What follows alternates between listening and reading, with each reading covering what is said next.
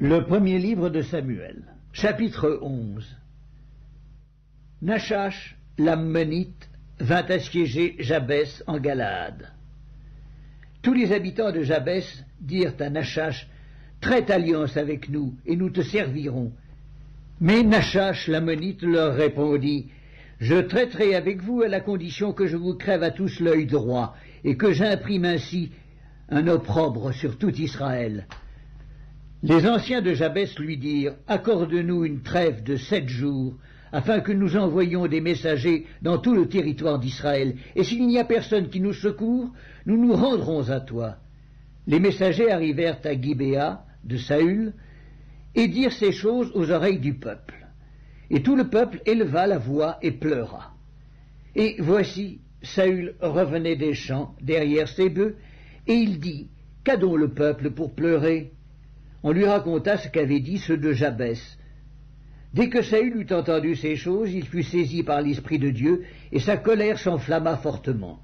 Il prit une paire de bœufs, et les coupa en morceaux, qu'il envoya par les messagers dans tout le territoire d'Israël, en disant, « Quiconque ne marchera pas à la suite de Saül et de Samuel aura ses bœufs traités de la même manière. » La terreur de l'Éternel s'empara du peuple, qui se mit en marche comme un seul homme. Saül en fit la revue à Bézek. Les enfants d'Israël étaient 300 000, et les hommes de Juda 30 000. Ils dirent aux messagers qui étaient venus, « Vous parlerez ainsi aux habitants de Jabès en Galaad. Demain vous aurez du secours quand le soleil sera dans sa chaleur. » Les messagers portèrent cette nouvelle à ceux de Jabès, qui furent remplis de joie, et qui dirent aux Ammonites, « Demain nous nous rendrons à vous, et vous nous traiterez comme bon vous semblera. » Le lendemain, Saül divisa le peuple en 3 corps. Ils pénétrèrent dans le camp des Ammonites à la veille du matin, et ils les battirent jusqu'à la chaleur du jour.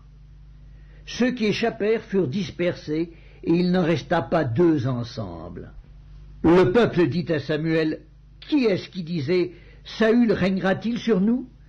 Livrez ces gens, et nous les ferons mourir. » Mais Saül dit, « Personne ne sera mis à mort en ce jour, car aujourd'hui l'Éternel a opéré une délivrance en Israël. » Et Samuel dit au peuple, « Venez, et allons à Gilgal pour y confirmer la royauté. » Tout le peuple se rendit à Gilgal, et ils établirent Saül pour roi devant l'Éternel à Gilgal.